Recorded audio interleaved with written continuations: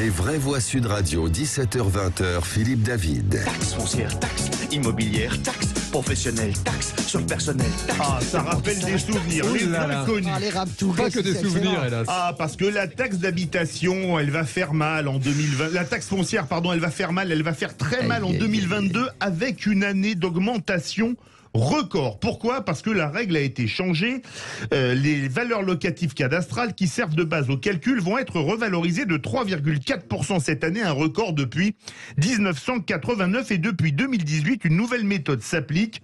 Et malheureusement, avec cette nouvelle méthode, les députés et sénateurs pouvaient voter chaque année un aménagement de l'augmentation des bases, mais ils ne peuvent plus aujourd'hui. C'est quand même dommage. Alors je vais vous prendre un exemple, la ville de Strasbourg. Augmentation de 12,6% en 2022, après une augmentation de 5% l'an passé. Ça fait quand même beaucoup. D'où notre grand débat. Hausse record de la taxe foncière. Est-ce le prix à payer pour la suppression de la taxe d'habitation? Avec nous, le maire d'un village de 1000 âmes, dans les Hautes-Pyrénées, dans la vallée Toy. Pas 1000 ânes, tu comprends? Non, ce n'est pas le cas. Les Toy ne sont pas des ânes. Bonsoir Laurent Grand-Simon, maire de Lucin-Sauveur. Bonsoir Philippe. Alors, finalement, vous les maires, est-ce que vous n'avez pas le couteau sous la gorge entre la suppression de la taxe d'habitation et la baisse de ce qu'on appelle la dotation globale de fonctionnement, c'est-à-dire les aides de l'État aux communes? C'est ce que je voulais dire. En fait, les budgets communaux, c'est une lente asphyxie de nos budgets communaux avec la baisse de la DGF sur plusieurs années. Alors, c'est pour ça qu'on ne peut pas répertorier la taxe foncière directement. On va avoir une augmentation de la base des taxes foncières, donc une augmentation des recettes dans nos communes, mais ça compense juste la baisse de la DGF. Je vous donne un exemple, Philippe. Pour la commune de Luce, la DGF est passée de 500 000 euros en 2015 à 245 000 euros en 2019. Une perte de 250 000 euros, moins 50% en 5 ans, c'est très difficile à gérer au budget communal. Philippe Bilger. Mon cher animateur, est-ce que j'aurai le droit de poursuivre le sujet précédent qui me passionne beaucoup plus? Non, vous n'avez plus le droit de parler de psychologie. Je n'ai plus le droit. En dépit de la qualité de notre invité, monsieur le maire, je plaisantais, hein, bien sûr, mais c'est vrai que je n'ai pas de lumière précise sur le sujet très important qui nous est proposé. Je crois que, comme tous les auditeurs de Sud Radio, je vais dire oui. L'augmentation de la taxe foncière sera destinée probablement à compenser la perte de la taxe d'habitation. Est-ce que je n'ai pas dit de bêtises, Philippe, là, dans ce domaine? Ah ben c'est à Laurent Grand-Simon qu'il faut répondre, qui doit répondre, c'est lui qui est maire, c'est pas moi aux dernières nouvelles. Non, mais comme vous savez tout. Laurent Grand-Simon. On est relativement bien compensé pour la taxe d'habitation, mais en fait, on a les communes, en particulier dans les grandes communes, on doit le prix qui monte pour la DSP, les délégations de postes de service public, et on a des prestataires qui vraiment font des prix qui vont peut-être plus haut que, par exemple, la gestion de l'eau ou de l'assainissement avec des prestataires privés. Les communes se retrouvent avec des factures imposantes, et donc c'est pour ça qu'on est obligé de trouver des recettes quelque part. Françoise Degois. Moi, je suis frappé par ce qui se passe, si vous voulez, au niveau des communes plus largement, au niveau de la baisse du fonctionnement des communes. Ça n'a pas commencé avec Emmanuel Macron. C'était une majorité que je soutenais. Je travaillais même dans ce gouvernement, celui de François Hollande, et ça commençait déjà à tailler sévère dans les budgets. Dans la DGF, oui. Et je trouve que quand je vois, bon, moi, Laurent Grand-Simon, je suis d'Argelès-Gazotte, mais bon, j'aime beaucoup les toys, hein, vous voyez ce que je veux dire. Mais je le dis, mais bon, je suis quand même du lave-dents, donc on n'est pas pareil quand même tous les deux. Je dis ça, je dis rien, mais bon, les Valéens étant supérieurs aux Montagnards. C'est pas un débat sur le communautarisme, ne vous inquiétez pas. Non, les blagues à part. On aimerait comprendre, François. C'est un clin d'œil je vois tout à fait ces communes, 1000 habitants, 2000, 3000 habitants, je vois bien la difficulté de s'être fait dépecer comme ça par l'État, parce que c'est ça dont il s'agit, et c'est quelque chose, moi, qui m'inquiète. Alors, je ne sais pas si on compense la fin de la taxe d'habitation et la taxe foncière, j'en sais rien, tout ça c'est des alchimies berciennes qui m'échappent. De toute façon, à un moment donné, vous savez comment fait Bercy, hein, c'était une blague qu'on avait quand on était dans les ministères, ils prennent et après ils coupent au ciseau, ils raclent tous les fonds de tiroir pour faire des économies. Donc en tout cas, ce qui est certain, c'est que un des grands chantiers pour moi serait de redoter véritablement les communes de budgets signifiants pour leur permettre d'agir vraiment au plus près des citoyens. Et ça, pour moi, c'est un combat majeur et qui n'est dans aucun programme de aucun candidat. Je dois dois quand même le dire. Laurent Grand-Simon. Exactement, on en a parlé quand on a fait notre débat sur la ruralité, mais en fait, pour vous donner une image, c'est comme un énorme nœud coulant qui nous asphyxie petit à petit avec des baisses aussi, et c'est tellement complexe avec le fonds de péréquation des intercommunales, il y a le FPIC aussi, Ouais, c'est tous ces chiffres qui font que petit à petit les communes perdent des moyens. Et en contrepartie, on a aussi l'État qui vient baisser ses moyens sur les territoires. C'est pour ça que je parlais un peu de ruralité, avec on ferme des trésoreries, on ferme des gendarmeries, on ferme des classes d'école. Je suis sidéré de voir le nombre de bureaux de poste maintenant où ce sont les cafés qui se substituent, les bars tabac, des supérettes. Et les supérettes, exactement, aux bureaux de poste. Moi, nous, on est des Pyrénées, on le voit bien, hein, c'est des zones rurales en plus de montagne. Partout, hein, c'est la même chose dans le Haut-de-France, etc. Bien sûr, et je trouve que ça, c'est un sujet vraiment de la cohésion républicaine, et c'est gravissime pour moi. C'est des salaires qui disparaissent sur le terrain, c'est des familles qui s'en vont. Ah oui, c'est vrai, en plus, oui, vous avez raison. Jean Dorido. Non, mais alors, sur la taxe foncière, d'abord, alors bien que Françoise Degois étant présente, pour une fois, c'est moi qui vais faire le gauchiste de service dans cette émission, parce que je rappelle quand même que c'est une taxe qui est payée seulement par les propriétaires, donc il y a quand même beaucoup de locataires en France, et bon, ces gens-là ne sont pas concernés, ils sont concernés en revanche par la baisse de la taxe d'habitation, donc bon, après, ça c'est des calculs effectivement de Bercy.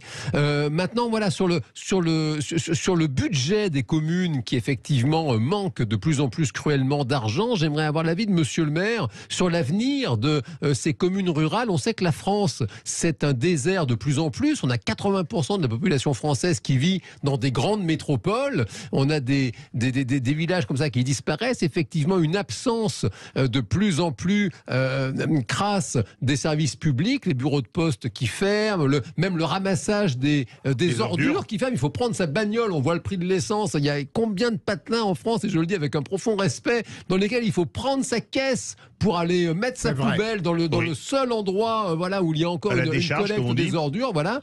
Et donc, j'aimerais, vous qui êtes maire d'un village de 1000 habitants, j'aimerais avoir votre vision de l'avenir. Comment on sait que on est de plus en plus dans un monde libéral, tout est externalisé, justement le courrier, ça va être ouvert à la libre concurrence, le train, c'est pareil, il n'y a plus de services publics dans ce pays, il y a même de moins en moins d'argent, on n'a plus d'argent pour l'hôpital, on n'a plus d'argent pour rien, et donc comment vous voyez l'avenir, si possible optimiste malgré tout, pour des communes comme ça, avec peu d'habitants, monsieur le maire? Laurent Grand-Simon, alors c'est quand même extraordinaire parce que pour une fois, je vous donne la parole, Jean Dorido est plus à gauche que Françoise Degois. On avait un deuxième psy dans le studio, je vais lui demander de revenir pour vous faire une consultation. Laurent Grand-Simon.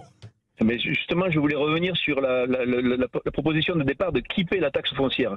C'est pas si simple que ça, parce que dans nos communes, ce sont les retraités qui sont propriétaires de leur pavillon, ils ont des petites retraites et ils payent la taxe foncière. Et donc c'est aussi un impôt qui touche vraiment les gens qui sont les plus modestes. Pardon de le rappeler, monsieur le maire, ils sont propriétaires quand même. Pardon, on peut être modeste locataire et modeste propriétaire. C'est mieux d'être modeste propriétaire. Neymar est locataire depuis 40 ans, parce qu'ils ont économisé et mis tout sur leurs empreintes pendant 40 ans. Et la valeur de leur propriété maintenant... Il ne vous aura pas échappé, monsieur le maire, que le pouvoir d'achat baisse de plus en plus et qu'on a aujourd'hui une génération de jeunes qui sont encore plus défavorisés que leurs parents et leurs grands-parents. C'est un fait. C'est vrai. Laurent Grand-Simon. Mais pour revenir à l'objectif et l'optimisme et un petit peu de prospective, ce qu'on fait, nous, on a de la chance d'être une destination touristique, donc on investit dans nos établissements thermaux pour générer des recettes locales. Il faut vraiment redynamiser l'économie locale pour faire de la plus-value économique sur nos territoires. On n'a pas le choix. Et c'est comme ça, et c'est ce qu'on fait dans nos communes. Je voulais revenir sur la taxe foncière. J'en profite parce qu'on a un conseil municipal ce lundi 11 avril après le premier tour, et le conseil municipal de Luz va voter pour une baisse du taux communal de la taxe foncière. Alors c'est pas grand chose, ça compense un petit peu, ça veut dire qu'on va passer de 33,6% à 33,11%. C'est un taux qui est très haut pour la commune de Luz, mais petit à petit, d'année en année, on essaie de le diminuer pour que justement l'augmentation des bases soit moins douloureuse. Alors c'est pas glorieux, hein, l'impôt payé au final sera quand même plus élevé que l'année dernière. Les vraies voix, 18h42. Hausse record de la taxe foncière, est-ce le prix à payer pour la suppression de la taxe d'habitation? Vous êtes 63,2% à dire non. On se retrouve tout de suite pour continuer le débat. Les vraies voix Sud Radio, 17h-20h, Philippe David. Retour des vraies voix avec Philippe Bilger, Françoise Degois, Jean Dorido. Notre grand débat, hausse record de la taxe foncière. Est-ce le prix à payer pour la suppression de la taxe d'habitation? Vous êtes 62,9% à dire non. Vous voulez réagir, le 0826 300 300 avec nous Laurent Grand-Simon, maire de Luce-Saint-Sauveur, village de 1000 habitants dans les Hautes-Pyrénées. Justement, comme dans tous les départements de France, Laurent Grand-Simon, vous avez des parlementaires, des députés, des sénateurs. La règle a changé, c'est donc a priori le Parlement qui a voté ça. Qu'est-ce qu'ils vous disent vos parlementaires, vos députés, vos sénateurs ? Les élus de Haute-Pyrénées, en tout cas, n'étaient pas pour, parce que ils préféraient avoir une vision globale de ce que l'impact de la taxe foncière, de toutes les taxes qu'ils votent et de toutes les bases. Et donc, ce débat n'étant plus présent à l'Assemblée nationale, c'est un souci pour eux et c'est quelque chose qui n'était pas préparé. Alors justement, ça va augmenter un peu partout chez vous. Alors à Strasbourg, c'est quand même le record, 12% après 5%. Vous connaissez tous les maires des villages autour de vous, bien évidemment, et du vôtre. Ils vous disent quoi? Moi, ça va augmenter de 4%, de 5%, de 8%. C'est plutôt sur quelle tendance, pardon? On a des taux qui vont augmenter entre 7 ou 8% sur la base des Hautes-Pyrénées, mais chacun a des bases foncières qui sont calculées en fonction de leur commune. Après, on vote en auto communaux et pour l'instant, on sait qu'on va avoir des recettes complémentaires pour l'année 2022. Jean Dorido. Oui, non, je reviens sur les visions d'avenir optimistes. Je vous entends dire, monsieur le maire, que vous développez, si j'ai bien compris, les recettes locales, notamment à travers le tourisme. Une question un peu naïve, parce que la France se désindustrialise. On n'arrête pas de répéter, notamment depuis la pandémie, qu'il faut qu'on recommence à fabriquer quand même de façon locale, et des masques, et des médicaments, et tout ce qu'on veut. Et je sais que c'est un vrai métier à temps plein dans ce pays, de réussir à récupérer de temps en temps des subventions de l'État précisément. Et est-ce qu'une commune comme la vôtre ne peut pas, je ne sais pas s'il y avait des usines fut un temps, je ne sais pas ce qu'on fabriquait dans les Pyrénées, je n'ai pas la culture de Philippe David et Françoise Degois. Il y avait notamment de la chimie, pas très loin de typiquement, voilà, est-ce que... dans la vallée, chimie et puis armement à Tarbes et la Cophase à Pierrefitte-Lestallès. Quid des possibilités peut-être malgré tout, parce que je pense aux locaux et on voit à quel point c'est compliqué quand il n'y a plus que le tourisme, parce que c'est saisonnier et c'est quand même, on a besoin d'avoir un job souvent à temps plein et d'avoir des revenus toute l'année. Et quid des possibilités de peut-être refaire des petits sites de production pour quand même pourquoi pas attirer des jeunes couples et faire qu'il y ait du job autre que le tourisme. Laurent Grand-Simon, et on part au 0826 300 300. On est plutôt sur des petites entreprises parce que dans nos sites industriels, maintenant, c'est un problème de désenclavement. On est un petit peu loin des grands centres routiers, des grands centres ferroviaires. Et quand l'arsenal de Tarbes a été créé, c'était pour être le plus loin possible de la frontière allemande. Bien sûr. Mais maintenant, et la chimie, c'est quelque chose qui n'est plus envisageable dans notre département non plus. Et donc, on se rabat plutôt sur les petites entreprises, les petites. On a, par exemple, dans notre vallée, un fabricant, le seul fabricant français de parapente. C'est vrai. Très bon. Oui, voilà. Bien sûr, mais François Degois, très court parce qu'on attend au 0826 300 300. Alors Laurent, une question. Alors évidemment, l'économie des Hautes-Pyrénées, qui est notre pays, et surtout cette vallée, repose essentiellement sur l'économie blanche, c'est-à-dire la neige.